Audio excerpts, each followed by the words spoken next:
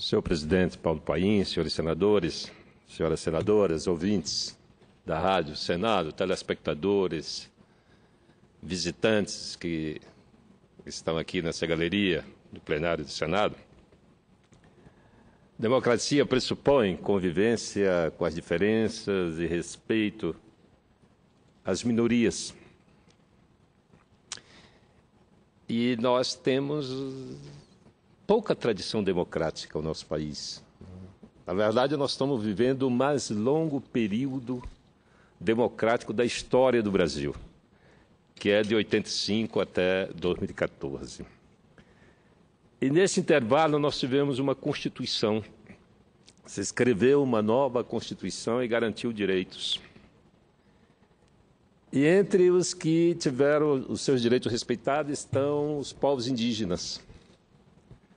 A Constituição de 88 lhes garantiu o direito às suas terras, as terras em que habitavam no passado. Mas de lá para cá, esse direito vem sendo assegurado com enormes dificuldades. Também aos negros, não é? Passaram a ter direito às terras quilombolas que ocuparam, não é, ao longo da história. Mas esses direitos são de difícil execução. E agora, mais do que antes, a democracia em nosso país está com uma tendência muito forte em privilegiar o poder econômico. O poder econômico que está representado nesta casa.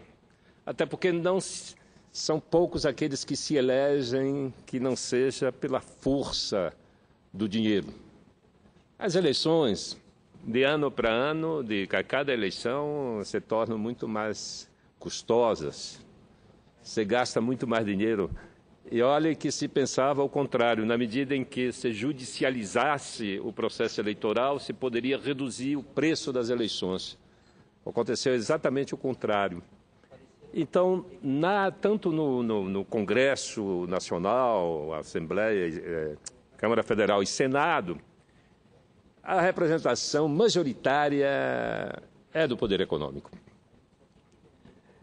Voltando a falar no direito dos povos indígenas. Amanhã, senhores senadores, a Comissão Especial do Senado, que analisa a PEC 215, já pautou a votação dessa PEC.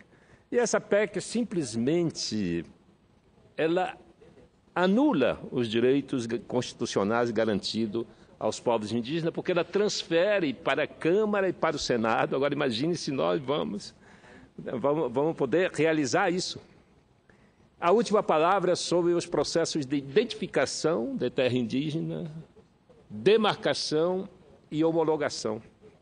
Ou seja, é a paralisação completa do processo de respeito iniciado lá com a Constituição de 88, de devolução das terras indígenas. Nesse sentido, eu gostaria de compartilhar uma informação, uma matéria do jornal O Globo de hoje, de segunda-feira, 15 de dezembro de 2014, assinada pelo jornalista Vinícius Sassini e Evandro Éboli. A matéria diz o seguinte, a manchete: STF julgará deputados por direcionar parecer. E esse parecer é sobre a PEC 215, que vai à votação amanhã. E os dois deputados, um é o vice-presidente da comissão e o outro é o relator da comissão. Eles são integrantes, não é, da Comissão sobre Demarcação de Terras Indígenas. A matéria diz o seguinte: a Justiça Federal de Mato Grosso enviou, na quarta-feira, ao Supremo Tribunal Federal, o processo que investiga possível envolvimento dos deputados federais Osmar Serralho, do PMDB do Paraná, e Nilson Leitão, do PSDB de Mato Grosso, em um suposto esquema de invasão de terras indígenas e arrecadação de R$ 30 mil para direcionar parecer na comissão da Câmara que trata de demarcação destas terras. A acusação é do Ministério Público Federal em Mato Grosso. Leitão é o vice-presidente da comissão especial que trata do tema, e Serralho é o relator. Ambos são ligados aos ruralistas. A decisão de enviar a investigação ao STF, onde são julgadas autoridades com foro, foi do juiz federal da Barra do Garça, César Augusto Bearze. A Procuradoria-Geral da República se manifestará pela abertura, ou não, de processo contra os 2 deputados no STF. Escutas realizadas com autorização judicial e obtida pelo Ministério Público demonstram, segundo os procuradores, o pagamento de R$30 mil ao advogado Rude Maia Ferraz, que foi ligado à Confederação Nacional da Agricultura, a CNA, e teria auxiliado Serralho em seu relatório. Sebastião Ferreira Prado, presidente de uma associação de produtores rurais do Estado, foi flagrado em gravações. Foi ele quem revelou o suposto pagamento. O relatório de Serralho poderá ser votado amanhã, quarta-feira, 16 de dezembro. E prevê que o Congresso dê a palavra final sobre demarcação de terras indígenas, não apenas demarcação, mas também identificação, demarcação e homologação. E não mais o Executivo. Ora, se o Executivo, com a capacidade que tem, com os quadros que dispõe, com os instrumentos que tem à sua disposição, de 1988 a 2014, décadas se passaram, e esse processo ainda de devolução das terras indígenas continua empacado. Depois, quando não empaca, nos procedimentos de identificação, demarcação, homologação, depois que está tudo concluído, uma vez homologado, aí entra a contestação judicial, que está aí mais 10, 15, 20 anos para uma definição final. Concluindo aqui a matéria, o relator classificou a acusação do Ministério Público, entre aspas, como ridícula. O deputado Nilson Leitão disse estar tranquilo com o envio do caso para o STF e não acredita que a denúncia vá prosperar. O advogado Rude Ferraz disse ter saído da CNA no início de 2013 e que seu envolvimento é um tremendo equívoco.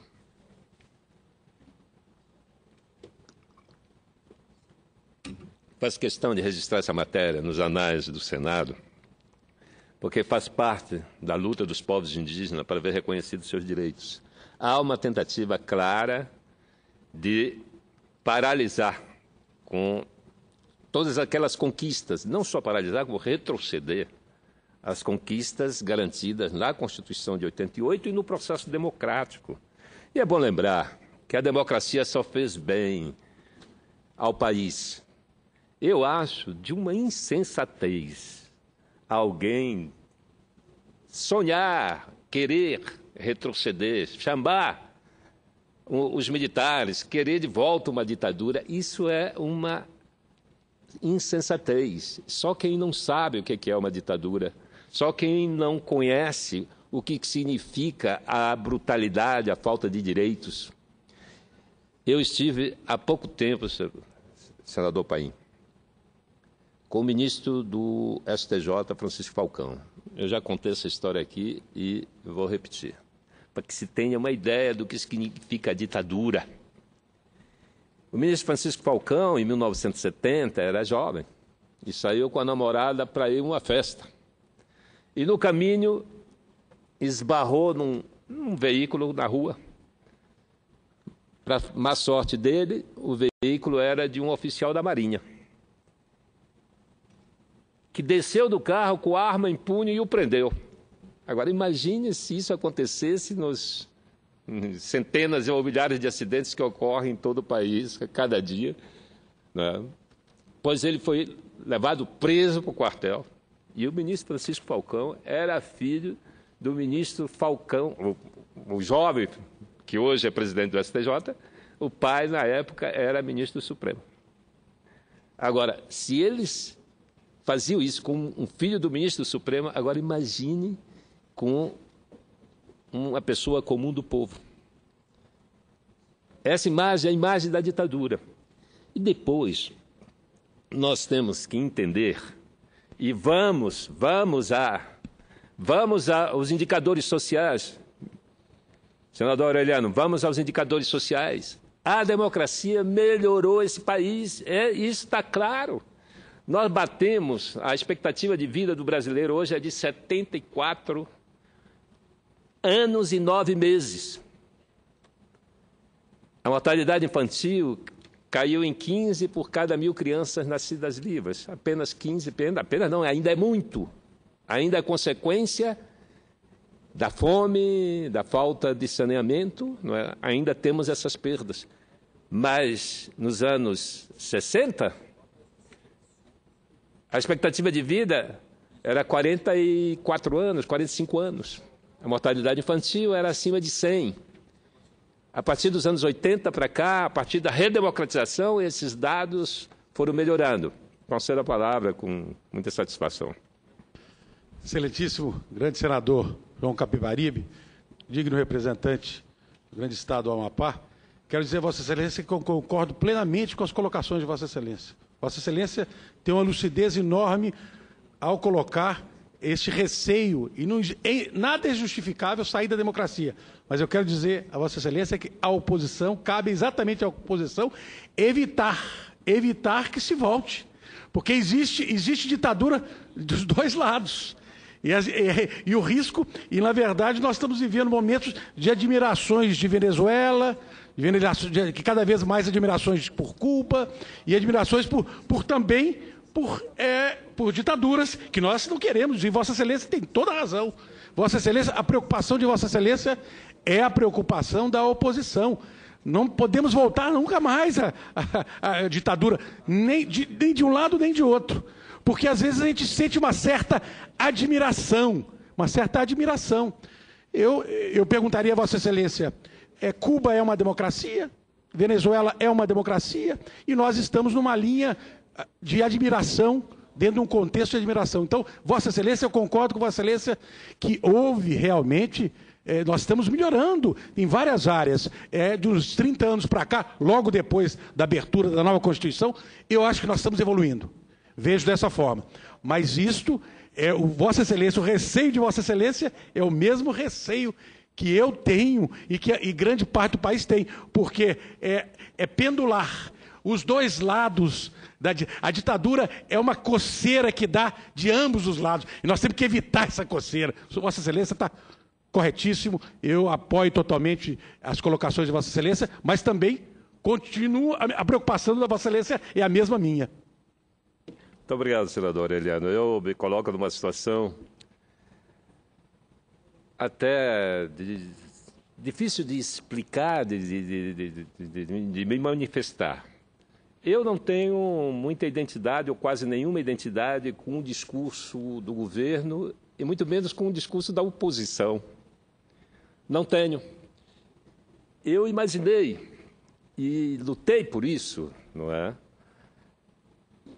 Lá no início dos anos 90, para que houvesse uma alternância de fato. A democracia pressupõe a alternância de poder. E eu queria muito ver esse país, não é, com uma outra condução. E aí veio a grande vitória, a espetacular vitória de Lula em 2012. Assumiu o governo. Continuou os avanços que tinham sido iniciados, aprofundou os avanços que tinham sido começados com Fernando Henrique. Essa que é a grande verdade. Continuou trilhando os caminhos da democracia. O que nós vivemos hoje não é, digamos, o resultado apenas de um ou de outro governo. É o resultado da construção democrática da sociedade brasileira. Essa é a minha leitura. Daí porque eu tenho dificuldade de me identificar com os discursos da oposição e da situação aqui nessa casa, até porque nós, o ano passado, vivemos um momento de grande mobilização no país. E eu interpretei naquele momento, e continuo interpretando, que a democracia bateu no teto. Mas não significa que a gente tem que retroceder, não, significa, para mim, que nós temos que avançar. Senador Paim, nós temos que avançar. Nós temos que dar resposta aos anseios que vêm da rua. E, nesse momento, que está todo mundo aqui muito tenso, muito preocupado com o futuro, não é? Porque vai cair no nosso colo aqui, daqui a pouco, não é? As manifestações do judiciário, envolvendo os senadores, envolvendo os deputados, envolvendo autoridades. E aí nós vamos ter que dar respostas. E me parece que, eu não gosto, talvez eu tenha alguma limitações para falar daquilo que eu vivi. Eu fui governador do Amapá durante 8 anos, não é? E tive uma relação muito difícil naquele momento com o governo. Mas eu prezei tanta democracia e prezo que eu me comportei como governador de oposição e fui tratado como governador de oposição. E tive a oportunidade de fazer algumas denúncias de corrupção que me foram pedidas para silenciar. Me disseram, não fale, por favor, não fale disso. Então, a corrupção realmente aflige a sociedade. E não me parece que o discurso da polaridade é o melhor discurso para esse momento. Eu acho que nós precisamos construir alternativas para poder apresentar à sociedade uma solução, uma definição clara do rumo que nós precisamos tomar. É por isso que eu não me alio ao governo e muito menos à oposição, não é? Eu estou aqui numa tentativa de construir um caminho pelo centro que possa dialogar com o conjunto da sociedade. Eu acho que essa, sim, ela está inquieta e espera da gente uma posição, eu diria, para o ano, né? Porque essa é praticamente a última semana do mês de dezembro que nós vamos estar em plenário. Eu acredito que na semana que vem já não estejamos aqui e vamos voltar em fevereiro. E já quando nós voltarmos em fevereiro, nós vamos ter que encarar essa nova situação que não é de hoje, não é? Hoje nós temos mais meios e mecanismos de identificar a corrupção do que tínhamos no passado. A gente sabe que no período da ditadura, alguns jornalistas que denunciasse malversação corria o risco de ser preso, né? Eu tenho uma situação inusitada, senador Aureliano. Meu estado, o Amapá, foi criado com uma disposição transitória da Constituição de 88. Mas antes disso, foi governado pelos militares da Marinha. O Amapá, governado pela Marinha, Rondônia, pelo Exército e Roraima pela Aeronáutica, senador Paim. A herança dos governos das três forças é que no Amapá, os governos que passaram por lá, foi mais de um, não é? Eles dotaram o Estado de uma esquadra de navios, não é? Mercantes, não é? Várias dezenas de embarcações que de pouquíssima utilidade, mesmo naquela época. Ainda tem umas que estão lá e que nunca funcionaram. Mas eram dezenas de navios, inclusive alguns grandes, para 300 passageiros, 400 passageiros. Roraima, eles têm uma esquadrilha de avião, é só perguntar para o senador de Roraima. Quantos aviões eles herdaram do período da ditadura militar? São 20 e tantos aviões. Agora imagina, para que um Estado quer 22 a 23 aviões. E Rondônia tinha a maior frota de máquinas pesadas do país, porque lá era o Exército, então ele tinha um batalhão de engenharia e máquinas à vontade. Claro, isso aí não foi de conhecimento, não era de conhecimento, porque havia censura, havia restrições à comunicação. Hoje não, hoje nós temos os dados, as informações nos portais de transparência, os gastos públicos estão à mostra. O que precisa é a sociedade ir lá e fiscalizar, acompanhar. Eu acho que hoje nós temos muito mais meios de detectar e até propor novas soluções, porque a corrupção, com a que nós estamos aqui no Estado Nacional, não é? O Parlamento Nacional se preocupa com a corrupção nacional, mas ela é uma pirâmide, não é? Os estados brasileiros são praticamente inviabilizados, a maioria dos estados, não é? Porque as assembleias legislativas, as instituições, os poderes dos estados gastam uma parcela enorme do orçamento público. E uma parcela que faz falta para colocar rede de esgoto, que faz falta para colocar água na torneira, né? Porque é uma elite que se apropria desse recurso sem controle. Então, eu imagino que nessa crise, e a crise sempre dá margem para uma saída melhor, não é? Temos que aproveitar o momento de crise para buscar novos caminhos, para que a gente possa, não apenas a nível nacional, de ter um controle mais efetivo da corrupção, do desvio, do mau uso do recurso do contribuinte, mas que a gente baixe isso para os estados e chegue aos municípios. Nós temos que pensar, e aí a gente tem que pedir a colaboração de todos aqueles que nos ouvem, né? Quem tiver nos escutando nesse momento, que tiver uma contribuição a dar em forma de ideias, de projetos, que nos encaminhe para que a gente possa transformar em leis na tentativa de abrir essa nova vereda, que é a vereda da cidadania e de respeito a todos os contribuintes brasileiros. Muito obrigado, presidente.